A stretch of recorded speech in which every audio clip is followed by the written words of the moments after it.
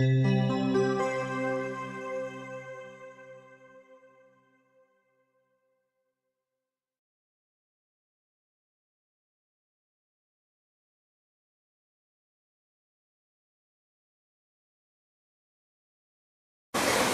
tema da mensagem é pecado encoberto, e tem exatamente 15 anos que pregamos a última vez sobre esse tema aqui, e nós sentimos o desejo de trazê-lo novamente, e cremos que o Senhor tem algo a dizer a mim, a você e a todos nós através desta palavra. À guisa de introdução, precisamos dizer que Josué, bom, é sabido de todos, sucedeu Moisés na liderança do povo de Israel. Logo após a sua morte, ele assumiu a liderança do povo. Nós vimos que Josué tinha a responsabilidade de levar o povo a possuir a terra prometida. Foi essa incumbência que o Senhor lhe deu. E nós vimos que espias foram enviados para ir até Jericó e espiar a cidade, para que então eles pudessem saber como agir e como proceder na conquista daquela cidade. Como havia acontecido no Mar Vermelho, o povo passou o rio Jordão a pé enxuto. Nós vemos isso em Josué 3, a partir do verso 14, onde diz assim: quando, pois, o povo desmontou o acampamento para atravessar o Jordão, os sacerdotes que carregavam a arca da aliança foram adiante. O Jordão transborda em ambas as margens na época da colheita. Assim que os sacerdotes que carregavam a arca da aliança chegaram ao Jordão, seus pés tocaram as águas. O texto está dizendo que o rio estava transbordando, era um período de cheia mesmo, e todo o rio estava na sua plenitude. E o texto continua dizendo: a correnteza que descia parou de correr e formou uma muralha a grande distância perto de uma cidade chamada Adã, nas proximidades de Zaretã, e as águas que desciam para o mar da Arabá, o mar salgado, escoaram totalmente. Assim o povo atravessou o rio em frente de Jericó.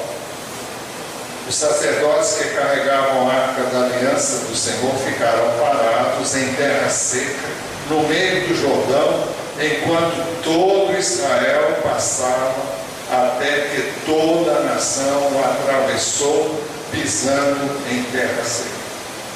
Então, aquilo que havia acontecido no Mar Vermelho veio a se repetir novamente. A primeira vez, quando o povo estava sob a liderança de Moisés, e dessa vez agora sob a liderança de Josué. E através desse feito, o Senhor estava mostrando o seu respaldo, o seu apoio, e que ele estava com Josué da mesma forma que estivera com Moisés, e que o Senhor continuava operando as mesmas coisas, com o mesmo poder, a mesma intensidade que operara anteriormente. Depois deste acontecimento, os irmãos viram que o verso 17, o último que lemos, diz assim, o 16, o final: e assim o povo atravessou o rio em frente de Jericó. Era o primeiro desafio, seria a conquista de Jericó. Os sacerdotes que carregavam a arca da aliança do Senhor ficaram parados em terra seca, no meio do Jordão, enquanto todo o povo, todo Israel passava, até que toda a nação atravessou, pisando em terra seca. Ao atravessarem o Jordão, eles estavam em frente à cidade de Jericó, que eles deviam conquistar. Para que não cause nenhuma espécie em qualquer que aqui esteja, convém dizer que muito antes desses acontecimentos se darem, aproximadamente 430 anos antes, Deus deu uma promessa a Abraão e disse que daria aquela terra, daria a terra que havia prometido a ele, e ela seria possuída pelos seus descendentes. Mas isso não ocorreria naturalmente no tempo em que Abraão viveu, até porque ele era ele só. Ele, quando recebeu essa promessa, ele não tinha ainda nenhum filho herdeiro, embora fosse uma pessoa já idosa. Mas Deus disse que na quarta geração ele haveria de trazer um povo que já estaria formado, e esse povo possuiria a terra. Agora, o texto de Gênesis 15, que fala sobre isso, também afirma que até aquele momento, a medida que Deus poderia suportar relacionada àqueles povos ainda não tinha atingido um ponto em que se fizesse necessária a intervenção sobrenatural de Deus para trazer juízo sobre aqueles povos que estavam procedendo de maneira contrária a Deus, mas não a um ponto da insuportabilidade. E esse ponto aconteceu 430 anos depois, exatamente quando Israel está entrando na terra prometida, e o propósito de Deus é destruir todas as nações que estavam vivendo de maneira promíscua, no sentido espiritual, que adorava adorava muitos deuses e tinha práticas imorais e vamos dizer assim, dissolutas, e coisas terríveis mesmo eram praticadas por estes povos. Então Deus disse que havia chegado o tempo em que aquelas nações deveriam ser destruídas e que nenhuma delas deveria ser poupada. Eu sei que você pode questionar isso e pode dizer, mas, Deus age na história, Ele age como quer e da maneira como Ele quer. Nós vamos ver e saber que hoje Deus oferece à pessoa que peca oportunidade dela se arrepender, de voltar-se para Ele. Ele tem oferecido ao homem oportunidade, uma vez que ele se arrependa, de receber perdão e de ser então perdoado e ainda transformado. Mas antes de Cristo vir, não havia regeneração, não havia mudança interior, e as pessoas não mudavam de conduta. Ainda hoje, as pessoas que vivem no mundo e não conhecem a Deus, não reconhecem a possibilidade de uma mudança, de transformação de uma vida, como nós cremos. E nós cremos que isso é possível através do novo nascimento, quando uma pessoa crê em Jesus, tem os seus pecados perdoados, nasce espiritualmente de novo, e a partir daí ela é uma nova criação e vai viver de acordo com a nova vida que ela recebeu. Mas isso não ocorria no passado. Quando o povo era, vamos dizer assim, através da sua cultura, que passava de pai para filho, de geração a geração, e ela se dava a práticas que desagradavam a Deus, a única maneira de eliminar o mal era destruir a terra. Isso aconteceu por ocasião do dilúvio e aconteceu muitas vezes ao longo da história. Deus interferiu na história e povos atingiram o seu clímax de perversão, de depravação, de pecado. Então ele dizimou aquela civilização. Está aí no nosso meio a irmã Alice Maria, que é professora de história, e pode comprovar para os irmãos o que eu estou dizendo. Se alguém tiver dúvidas, pode procurá-la. Ela está aí? Não está não? Tá bom. Mas depois vocês conversem com ela. Mas depois desse acontecimento, então, ou seja, da travessia do Rio Jordão até Enxuto, o Senhor ordenou o cerco de Jericó e a sua destruição total.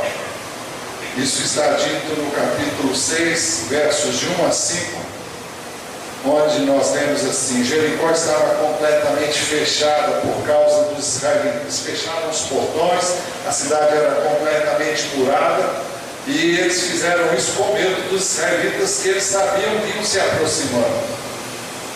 Ninguém saía nem entrava, diz o texto. Então o Senhor disse a Josué: saiba que entreguei nas suas mãos Jericó, seu rei e seus homens de guerra. Marche uma vez ao redor da cidade com todos os homens armados. Faça isso durante 6 dias. Os irmãos imaginem uma cidade que de repente se vê cercada por um povo tão numeroso como era o povo de Israel, e o povo marcha em volta da cidade durante 6 dias. É para realmente estremecer e abalar toda e qualquer capacidade que aquele povo tinha de lutar. E depois de pressionado e cercado, a conquista seria mais fácil, podemos assim dizer, embora não tenha sido esse um expediente humano, mas sim uma direção de Deus, e Deus age como Ele quer. E ele continuou dizendo: marche uma vez ao redor da cidade com todos os homens armados. Faça isso durante 6 dias. 7 sacerdotes levarão cada um uma trombeta de chifre de carneiro à frente da arca. No 7º dia marchem todos 7 vezes ao redor da cidade, e os sacerdotes toquem as trombetas. Quando as trombetas soarem um longo toque, todo o povo dará um forte grito. O muro da cidade cairá e o povo atacará cada um do lugar onde estiver. Aqueles muros não podiam cair pelo simples grito, mas era uma ordem do Senhor, e o povo fez como foi ordenado, e os muros caíram, literalmente. O verso 16, onde nós continuamos a ler, diz assim: na 7ª vez, quando os sacerdotes deram o toque de trombeta, Josué ordenou ao povo: gritem. O Senhor lhes entregou a cidade. A cidade, com tudo que nela existe, será consagrada ao Senhor para destruição. Era do Senhor, mas era para ser destruído. Somente a prostituta Raabe e todos que estão com ela em sua casa serão poupados, pois ela escondeu os espiões que enviamos. Mas fiquem longe das coisas consagradas, não se apossem de nenhuma delas, para que não sejam destruídos. Do contrário, trarão destruição e desgraça ao acampamento de Israel. Toda a prata, todo o ouro e todos os utensílios de bronze e de ferro são sagrados e pertencem ao Senhor, e deverão ser levados para o seu tesouro. Em outras palavras, o povo não poderia se apossar de nada para si mesmo, e todo que fosse de prata, de ouro, e todo utensílio de bronze e de ferro seria consagrado ao Senhor, e deveriam ser levados para o que depois serviria para a construção do futuro tabernáculo, e depois, mais na frente ainda, para a construção do templo em Jerusalém, muitos anos mais tarde. O texto diz que assim que soaram as trombetas e o povo gritou, o muro da cidade caiu e a cidade foi destruída. Quando soaram as trombetas, o povo gritou. Ao som das trombetas e do forte grito, o muro caiu. Cada um atacou do lugar onde estava e tomaram a cidade. Consagraram a cidade ao Senhor, destruindo ao fio da espada homens, mulheres, jovens, velhos, bois, ovelhas e jumentos, todos os seres vivos que nela havia. Eu sei que alguém pode questionar: mas por que destruir tudo? Olha, quando Deus diz para fazer uma coisa, tem que ser feito como Ele mandou. E Deus não queria nada naquele momento, naquela ocasião, não queria que o povo tomasse nada, era uma ordem. No Éden também ele disse: olha, vocês podem comer de tudo, de todas as árvores do jardim, mas da árvore do conhecimento do bem e do mal, vocês não vão poder comer, porque no dia que vocês comerem, vocês morrerão. E aqui nós temos uma ordem semelhante. Essas ordens sempre eram para provar o povo. E é uma forma de Deus ver quem realmente está pronto a obedecer naquilo que Ele determina. Nós vamos descobrir que Ele não fez sempre assim, mas na cidade de Jericó Ele deu essa ordem. E ninguém poderia tomar nada para si mesmo. Porque o texto diz: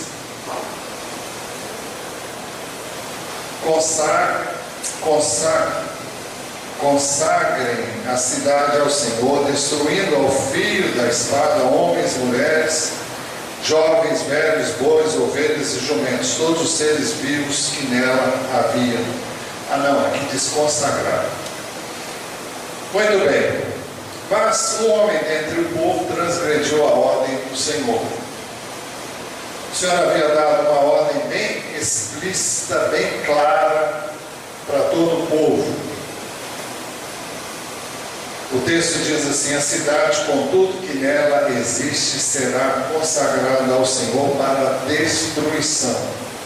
Somente a prostituta Raabe e todos que estão com ela em sua casa serão poupados, pois ela escondeu os espiões que enviamos. Convém dar uma palavra sobre a prostituta Raabe. Nós não vamos falar sobre ela hoje especificamente, não é o nosso alvo, nem o nosso propósito, mas é fácil de descobrir que ela creu no Senhor, que ela creu no poder de Deus, e ela creu e abrigou toda a sua família na sua casa, porque creu no Deus que o povo de Israel cultuava e se dispôs a realmente a viver como Deus havia determinado. Isso implicava e implica em uma mudança que ela quis para si e experimentou através da fé que ela depositou no Senhor. Mas, então, o texto diz: mas fiquem longe das coisas consagradas, não se apossem de nenhuma delas, para que não sejam destruídos. Do contrário, destruirão e desgraça ao acampamento de Israel. A desobediência a essa ordem traria desgraça ao povo de Israel. Não obstante, Acã desconsiderou a ordem de Deus e procurou manter encoberto o seu pecado, porque ele fez exatamente aquilo que o Senhor disse que não fosse feito. Josué 7:1 diz assim: mas os israelitas foram infiéis com relação às coisas consagradas. Acã, filho de Carme, filho de Zimri, filho de Zerá, da tribo de Judá, apossou-se de algumas delas, e a ira do Senhor acendeu-se contra Israel. Nós observamos aqui que quando qualquer um de nós comete um pecado, comete uma transgressão, isso pode afetar, como nesse caso veio a afetar todo o povo, como nós vamos ver o que vem agora depois. O próximo alvo na conquista da terra prometida era a cidade de Ai, uma cidade pequena comparada com Jericó, com um número bem reduzido de habitantes.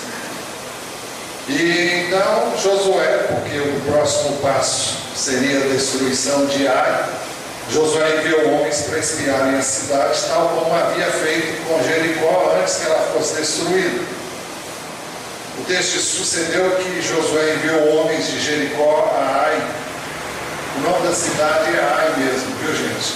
Que fica perto de Bet-Aven, a leste de Betel, e ordenou-lhes: subam e espionem a região.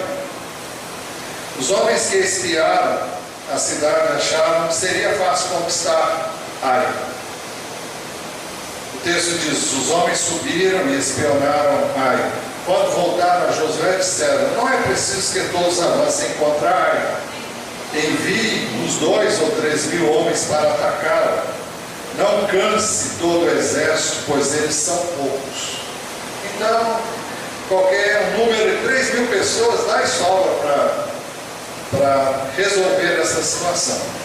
Essa é a visão humana, eram os recursos humanos para uma cidade pequena e não havia necessidade de grandes preparativos ou estratégias ou um número maior de pessoas. Por isso, 3 mil homens de Israel subiram contra a cidade de Ai. É o que diz o verso 4. Mas o que aconteceu? Os homens de Ai puseram os homens de Israel em fuga e mataram 36 deles.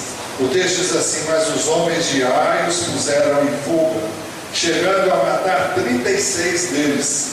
Eles perseguiram os israelitas desde a porta da cidade até Sebarim e os feriram na descida.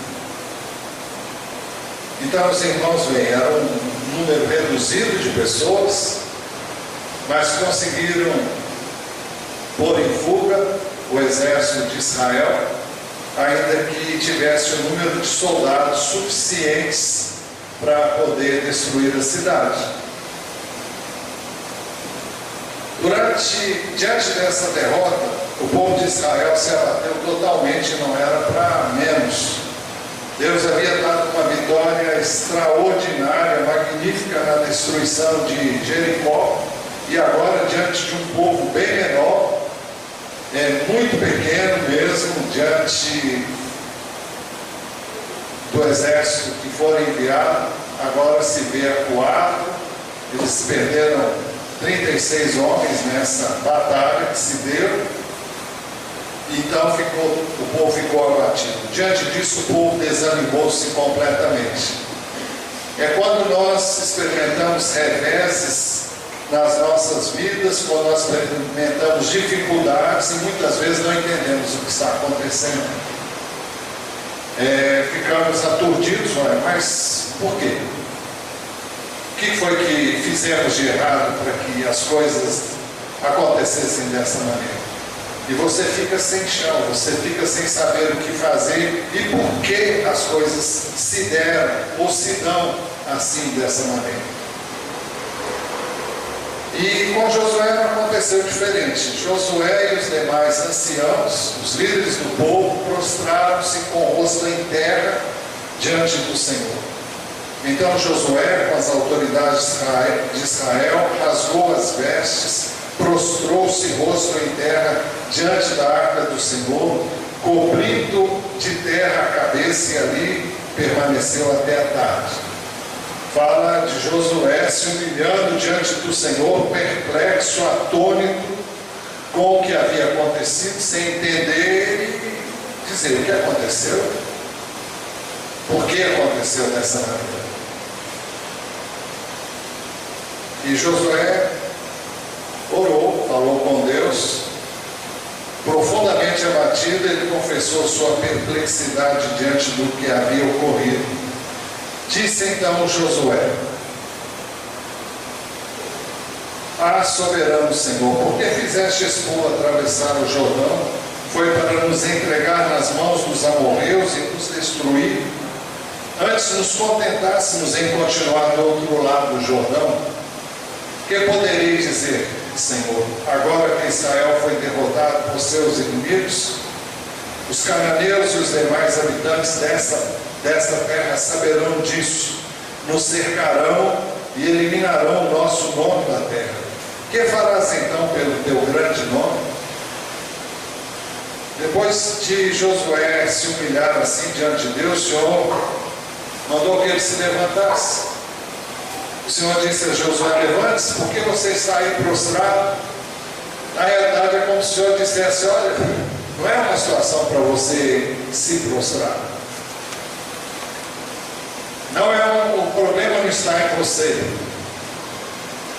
E é como se dissesse: não há nenhum problema específico com você, nem com o povo, no sentido específico. O Senhor explicou que a causa da derrota de Israel diante de uns povos de Ai era um pecado oculto. Israel pecou, violou a aliança que eu lhe ordenei, apossou-se de coisas consagradas, roubou-as, escondeu-as e as colocou junto de seus bens. Por isso os israelitas não conseguem resistir aos inimigos, fogem deles porque se tornaram merecedores da sua destruição. É impressionante, o povo não tinha feito nada de errado, mas um dentre o povo havia feito isso. E essa pessoa que fez era um dos filhos de Israel, era um dos descendentes da tribo de Judá, e ele havia errado, ele havia transgredido uma ordem do Senhor, e havia feito exatamente aquilo que o Senhor disse para ele, para o povo não fazer. E agora o povo era derrotado. 36 homens já morreram por causa do pecado desse homem. E o Senhor disse que Israel pecou. Embora o povo não tivesse feito nada a não ser Acã, Israel, o pecado estava sobre Israel. O Senhor então mostrou que ele não estaria mais com Israel nas batalhas contra o inimigo, a menos que o pecado oculto fosse removido de entre o povo. Não estarei mais com vocês, se não destruírem do meio de vocês o que foi consagrado à destruição.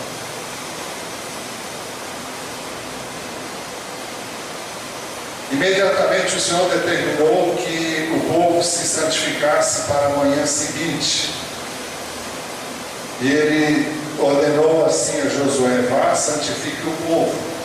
Diga-lhes: santifiquem-se para amanhã, pois assim diz o Senhor, o Deus de Israel: há coisas consagradas à destruição no meio de vocês, ó Israel. Vocês não conseguirão resistir aos seus inimigos enquanto não as retirarem. Então vejam a palavra do Senhor. Só havia um meio do povo voltar a ter o apoio de Deus. Só havia um meio do povo conseguir vitória sobre os seus inimigos. Seria se eliminasse o pecado que havia no meio do povo.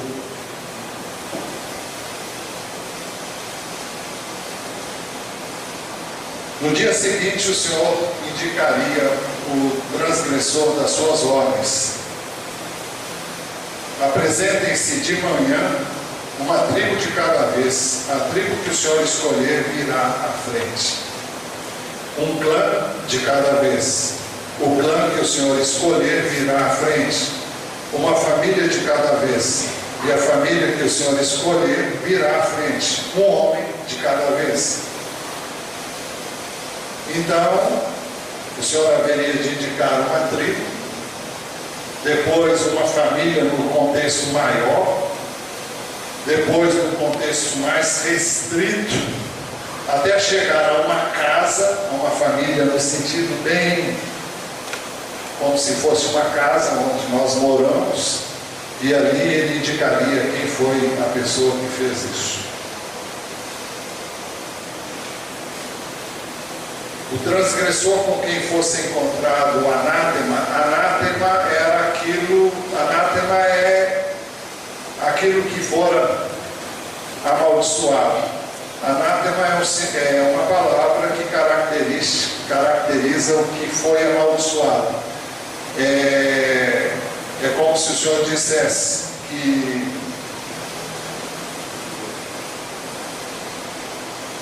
aquele que for pego, o texto diz assim: aquele que for pego com as coisas consagradas será queimado no fogo com tudo que lhe pertence.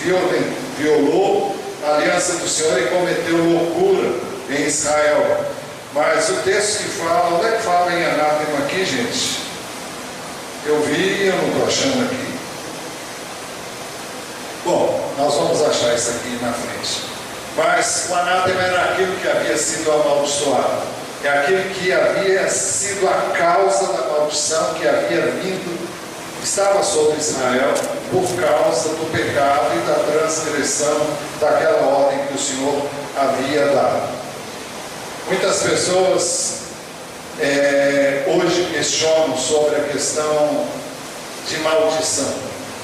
O crente pode ter maldição na sua vida?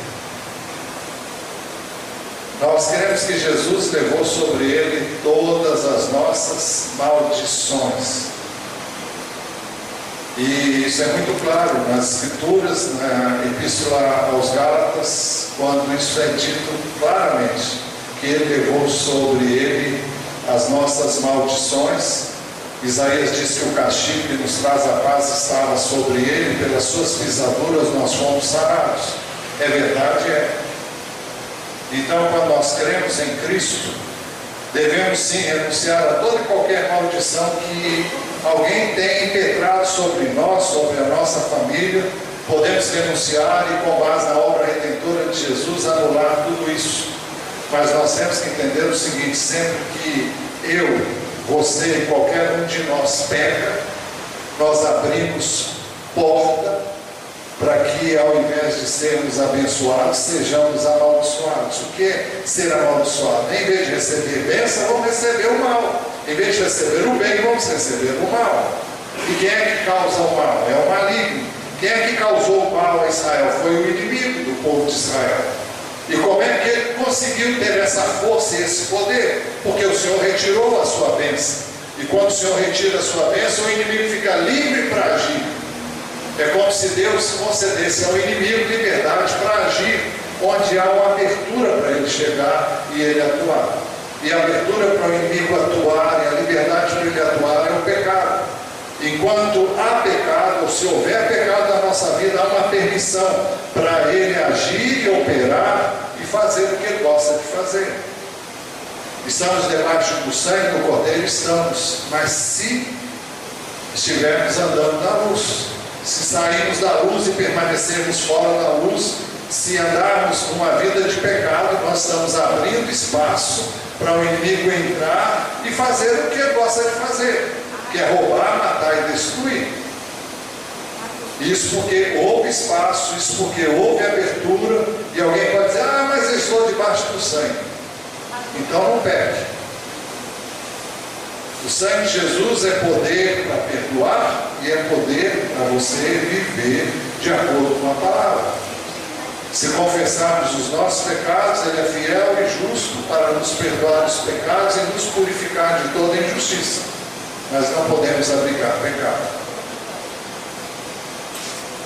Então, o transgressor com quem fosse encontrado o objeto que havia trazido maldição, o anátema, seria queimado junto com tudo que tivesse.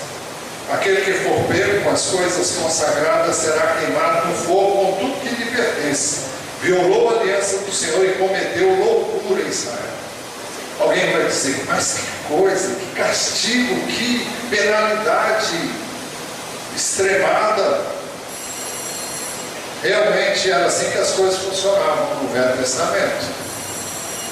Quando uma pessoa cometesse um pecado, especialmente um pecado bem claro e bem de uma gravidade como essa, ele era morto, era executado. E por que era executado? Para servir de exemplo. O que a Bíblia diz? O salário do pecado é a morte. É a morte física, é a morte espiritual. E por isso, aquele homem deveria morrer. Muito bem, Josué fez tudo como o Senhor lhe havia ordenado.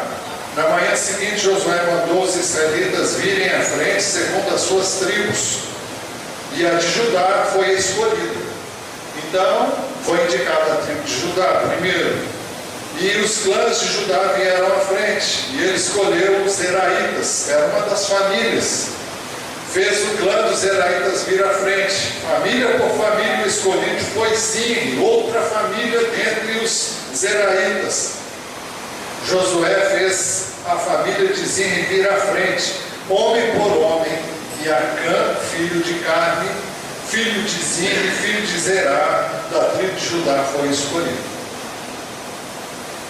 Então Josué disse a Acã que falasse a verdade e confessasse o seu pecado para a glória de Deus. Então Josué disse a Acã: meu filho, para a glória de Deus, para a glória do Senhor, o Deus de Israel, diga a verdade. Conte-me o que você fez, não me esconda nada. Como é que Deus pode ser glorificado numa situação dessa? Bom, Deus havia mostrado: olha, há pecado. Como é que Deus seria glorificado se aquele que cometeu o pecado admitisse: eu pequei? Se aquele que houvesse transgredido o mandamento do Senhor se apresentasse e dissesse: olha, eu errei, eu pequei. Deus não é glorificado só quando eu faço as coisas certas, mas quando eu erro e eu admito, errei, Ele é glorificado, porque todo mundo fica sabendo que eu errei. Então, para que Deus seja glorificado no meu erro, eu tenho que me humilhar diante de todos, diante dos quais eu pequei, para que então o Senhor seja glorificado. Ele não é glorificado no pecado, Ele não é glorificado no erro. Ele é glorificado com o fato de eu admitir que Ele está certo, que a palavra dele ensina o que é reto, o que é direito, o que é luz, o que é bom, o que é adequado à luz da sua palavra. E quando eu confesso que eu não agi conforme Ele mandou, eu estou admitindo que Ele está certo e que eu estou errado, e Ele é glorificado nisso. Agora, se eu encubro o meu pecado, se eu procedo de maneira iníqua e continuo praticando de maneira iníqua e diz que eu sou crente, diz que eu sou de Deus, que eu sou de Jesus, o nome dele está sendo profanado dessa maneira. O que glorifica a Deus não é eu acertar sempre, mas quando errar, eu admitir o meu erro, dizer: Deus, me perdoa. Vocês que viram o que eu fiz, me perdoem, porque eu não agi conforme o livro que eu confesso, eu não agi de acordo com a fé que eu abracei, eu não agi de acordo com o ensino do meu Senhor Jesus.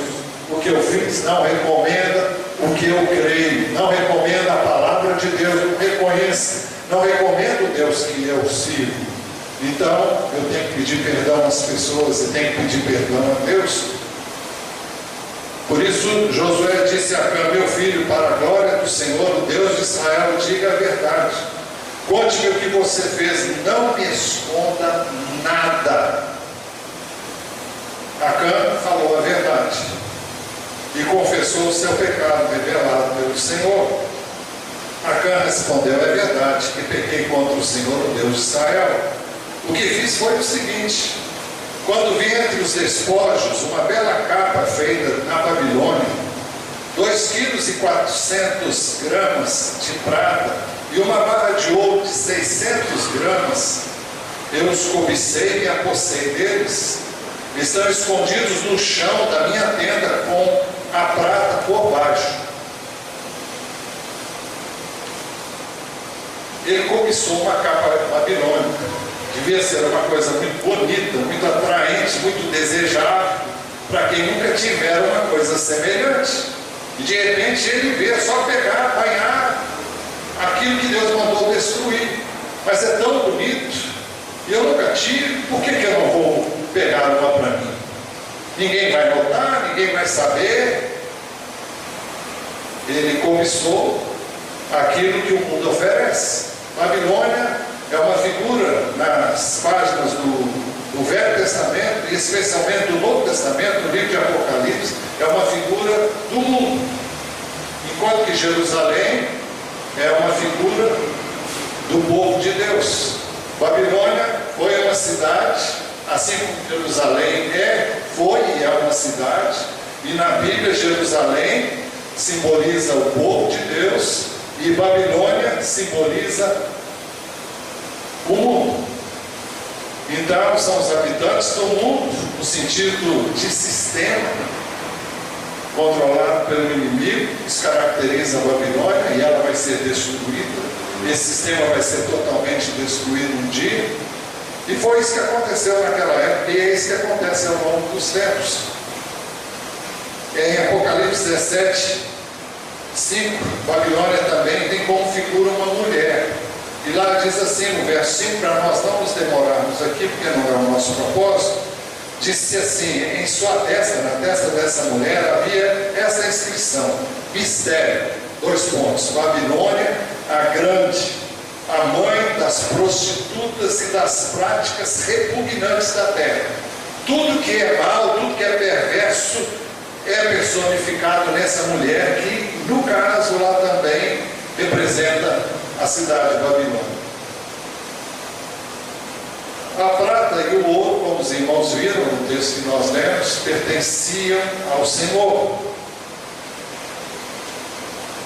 E ficar com eles era roubo. O Senhor mandou destruir tudo. E disse que tudo que era objeto de metal, seja fosse bronze, ferro, prata, ouro, deveria ser consagrado ao Senhor. Normalmente isso era passado pelo fogo e depois utilizado como o Senhor bem determinasse, ou como fosse a orientação dada pelo Senhor aos seus líderes. Então ele achou por bem de ficar com aquilo. Era um bem, era uma riqueza, mas não pertencia a ele, pertencia ao Senhor. E hoje nós temos muitas pessoas que se apoderam daquilo que não é seu, se apoderam daquilo que não lhes pertence. Muitas vezes coisas que acham facilmente podem tomar para si, podem tirar sem que ninguém veja. Às vezes é uma coisa insignificante, um lápis, uma caneta, um papel, um bloco de papel, ou qualquer coisa do seu trabalho, ou onde você tem acesso e você pode fazer isso sem que ninguém note, e sem que isso, e você diz, sem significância, a firma é tão rica, é tão próspera, e por que eu não vou poder tirar isso para mim? Ninguém vai notar, isso não vai fazer falta para ninguém, mas isso é roubo. Assim como é roubo você ficar com aquilo que é do Senhor. Ele manda que nós entreguemos a Ele dízimos e ofertas, e quando nós não fazemos isso, nós estamos roubando ao Senhor. O livro de Apocalipse diz, o Senhor pergunta, é possível alguém roubar a Deus? E Ele mesmo responde, porém vocês me roubam. Em que te roubamos? Eles perguntam. E o Senhor diz, nos dízimos e nas ofertas, com maldição sois amaldiçoados, porque a mim me roubais, vós a nação toda. Apocalipse não, Malaquias capítulo 3, a partir do verso 6 em diante fala sobre isso. 1 Coríntios 6, 9, 10 diz assim, vocês não sabem que os perversos não herdarão o reino de Deus? Não se deixem enganar, nem morais, nem idólatras, nem adúlteros, nem homossexuais, passivos ou ativos, nem ladrões, nem avarentos, nem alcoólatras, nem caluniadores, nem trapaceiros herdarão o reino de Deus. Ladrões não herdam o reino de Deus. E o verso seguinte, que eu nem anotei ali, diz assim, tais fostes vós no passado, mas vocês foram lavados, foram regenerados, então houve uma mudança de vida, e esse tipo de prática não se coaduna mais com a nova vida que nós temos em Cristo. Josué mandou mensageiros à tenda de Acã, onde eles achavam o seu pecado. Josué viu alguns homens que correram à tenda de Acã, lá estavam escondidas as coisas com a prata por baixo. Retiraram-nas da tenda e as levaram a Josué e a todos os israelitas e as puseram perante o Senhor. O pecado foi confessado e os bens que ele havia tomado para si foram trazidos como evidência do seu pecado, para não dizerem que ele estava sendo julgado injustamente. Então a prova veio, foi colocada diante do povo,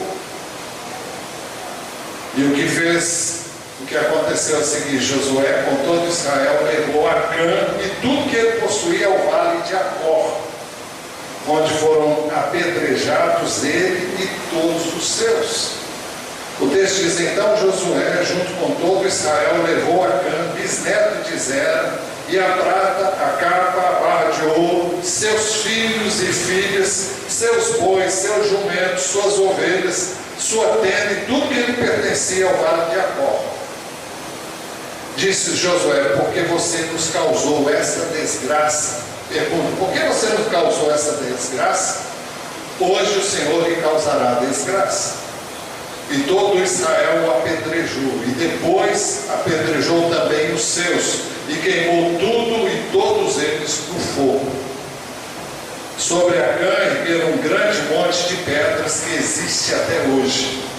Por isso foi dado àquele lugar o nome de Vale de Acor, nome que permanece até hoje. Vale de Acor significa Vale da Perturbação, ou, numa tradução mais moderna, Vale da Desgraça. Ele trouxe desgraça sobre Israel, trouxe perturbação para Israel, e agora ele vai sofrer as consequências disso. E o que acontece depois? Feita a justiça. E qual é a justiça? A alma que pecar, essa morrerá. Esse é o ensino do Velho Testamento. E o do Novo é: o salário do pecado é a morte. Por isso Acã morreu.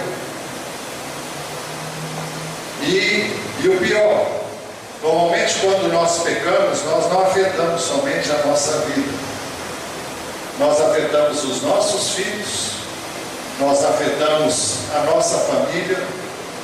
Isso para não dizer que afetamos todas as pessoas que estão olhando para nós e buscam em nós referência.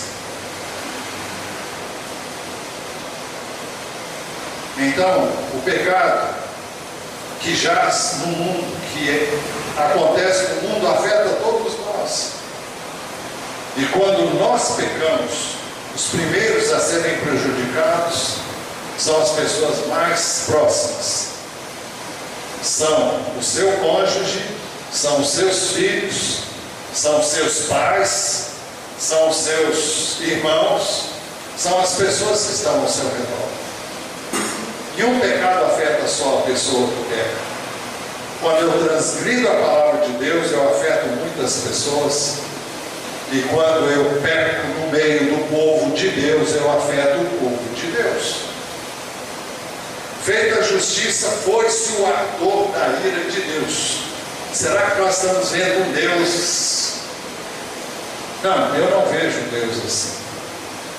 Essa expressão, o ardor da ira de Deus, fala de um Deus que é justo e tem que punir o pecado. Nós não podemos nos esquecer que Deus, como Deus de justiça, tem que punir o pecado. Vocês lembram que muitas vezes Deus quis destruir o próprio povo de Israel, mas Moisés interferiu e se colocou como intercessor para que Deus não destruísse o povo que era digno de destruição por causa do seu pecado. E Deus ouviu a intercessão de Moisés. Mas se Deus agir com justiça, não sobra nenhum de nós aqui.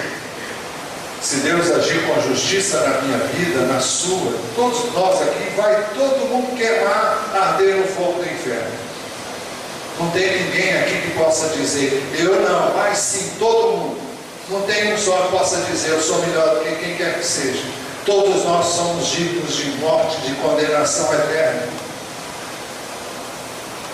Por isso que quando Acã morreu, e a sua família sofreu as consequências, então o assunto foi resolvido. Deus foi glorificado, porque o ensino dele é que o homem que pecar, esse vai morrer. E o assunto foi resolvido, foi feita a justiça. Essa é a justiça de Deus? Você vai ficar horrorizado, mas é a justiça de Deus. Então o Senhor se afastou do fogo da sua ira. E aí? Como é que a gente fica? É por isso que Deus enviou o seu Filho, Jesus. Ele enviou Jesus para que Jesus sofresse o ardor da sua ira contra o pecado que eu e você cometemos. E a ira de Deus foi colocada sobre o seu Filho, que se ofereceu para ser comido no nosso lugar. E dessa forma a justiça de Deus é feita. O pecado tem que ser punido. E o pecado foi punido em Jesus, se nós cremos nele. Se cremos nele, Deus aceita a morte do seu Filho no nosso lugar. E eu e você ficamos livres da condenação do pecado, da morte eterna. Mas a justiça pura e nua e crua é que o homem que pecar, esse vai morrer. E no Velho Testamento era sobretudo para exemplo, para que os homens temessem e não praticassem o mal, sabendo que o mal traria desgraça, que o pecado traz desgraça. João diz hoje, João capítulo 3, versículo 36, diz assim: quem crê no Filho tem a vida eterna. Já quem rejeita o Filho não terá a vida, mas a ira de Deus permanece sobre ele. A ira de Deus, que exige punição, que exige castigo, exige condenação, que exige que o homem seja morto física e espiritualmente de forma eterna, permanece sobre a pessoa. Só uma maneira da pessoa ser livre da condenação eterna é ela crer em Jesus e receber então o perdão e a purificação. Mas que lição fica para nós? O pecado de uma só pessoa pode afetar, como já dissemos, a sua casa, afeta o seu cônjuge, afeta os seus filhos, seus pais, todas as pessoas que estão ao redor. Todo mundo é respingado com o pecado de quem o comete. Eu tenho pensado muito, e nós temos pensado e orado, eu e a minha esposa, nós temos orado muito sobre a questão de relacionamentos. Eu fico pensando, até que ponto nós estamos guardando algum tipo de ressentimento em nossos corações com pessoas da própria família, com pessoas da nossa casa, questões que aconteceram lá atrás, problemas que não foram resolvidos. E muitas vezes nós tapamos os problemas, cobrimos ele com uma capa e pensamos que está tudo resolvido. Mas no íntimo temos ressentimento, no íntimo ficamos sempre voltando ao mesmo ponto, voltamos ao mesmo tema, e o que mostra é que o assunto não foi resolvido.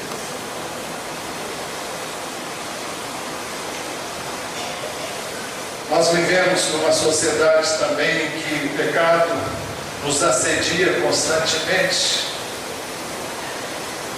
E muitas vezes nós somos tentados a proceder como todo mundo procede. Podemos participar de situações, de esquemas, de práticas que não são bíblicas. Isso no nosso trabalho, na escola, isso na maneira de nos portarmos diante do mundo, no nosso testemunho, isso na maneira de ganharmos o nosso dinheiro, na maneira de gastarmos o nosso dinheiro, na maneira como nós gastamos gastamos o nosso tempo, com o que gastamos, aquilo que nós vemos, será que nós estamos vendo e agrada a Deus? Estamos vendo coisas nos meios de comunicação, na internet, na televisão, estamos vendo coisas que Deus aprova, ou estamos vendo essas coisas escondidas? Ninguém sabe, ninguém fica sabendo. Você não se engane, Deus sabe de tudo que você vê. Deus sabe de tudo que você faz. Ele sabe de tudo que você pensa. Não há nada que você possa esconder de Deus. E se você está vivendo uma vida de falsidade, uma vida de mentira, Deus sabe. E é bom que eu e você saibamos que nós não podemos enganar a Deus. E se nós fazemos parte de um grupo de pessoas que professam o nome de Deus, nós temos que andar de acordo com o Deus que nós professamos. Nós temos que andar de acordo com o Senhor que nós servimos. Se somos de Deus, nós acabamos de cantar Eu Sou de Cristo, como é que é? Eu sou de Cristo, não sou do mundo, não.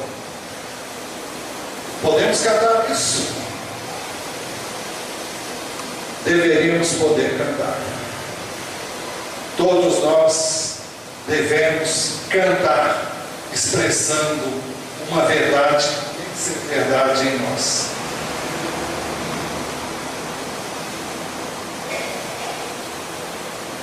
A Bíblia diz: um pouco de fermento leveda toda a massa.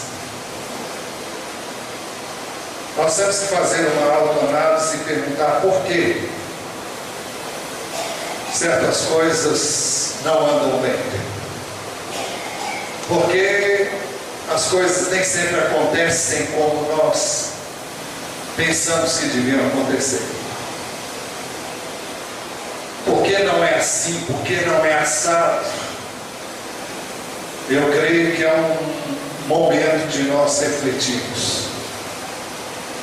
Existe alguma atitude semelhante a de Acã em nossa vida? Estamos abrigando algo em nosso coração que Deus diz que Ele não quer.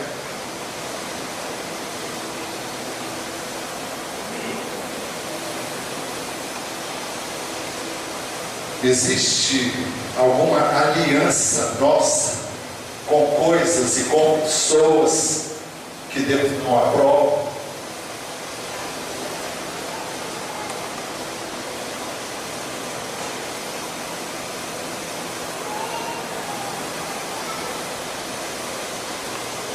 A Bíblia diz o seguinte: Deus é luz, e nele, essa é a mensagem que dele ouvimos e anunciamos a vocês, que Deus é luz e nele não há treva alguma.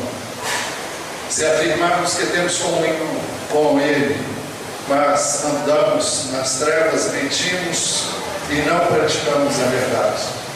Se porém andamos na luz como ele está na luz, temos comunhão uns com os outros, e o sangue de Jesus, seu Filho, nos purifica de todo pecado.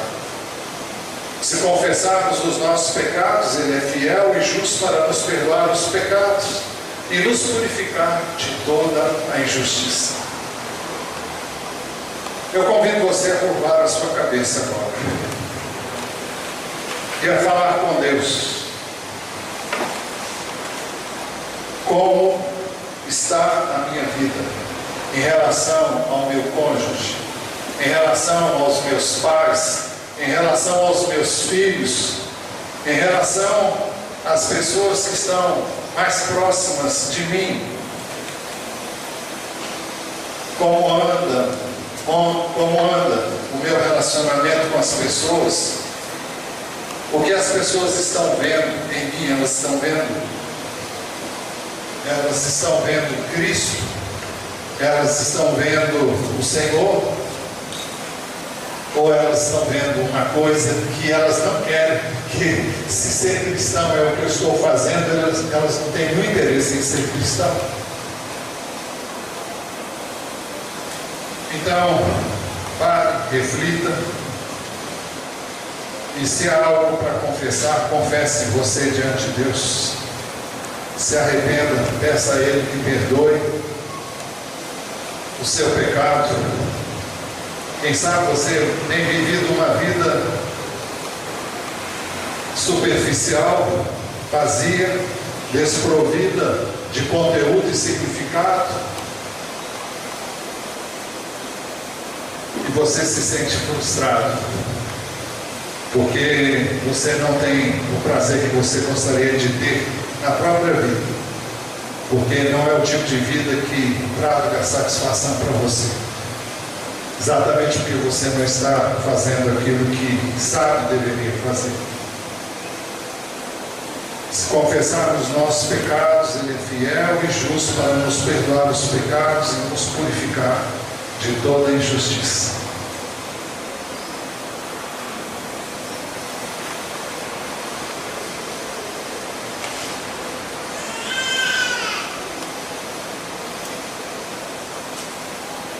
Se você quer uma mudança na sua vida, então diga a Ele: Senhor, eu quero mudar. Eu me arrependo de todo o meu pecado. Diga qual é o seu pecado. Não é para mim, não, é para Deus. Se arrependa. Se você tiver que sair daqui hoje e procurar alguém para acertar as contas, acertar o que tem que ser acertado com essa pessoa, vai e faça isso. Endireite o seu caminho, endireite a sua vereda. E peça a Deus que faça com que você possa prosperar na vida cristã, prosperar no seu relacionamento com Deus, prosperar naquilo que você tem, pensa que deve e precisa fazer.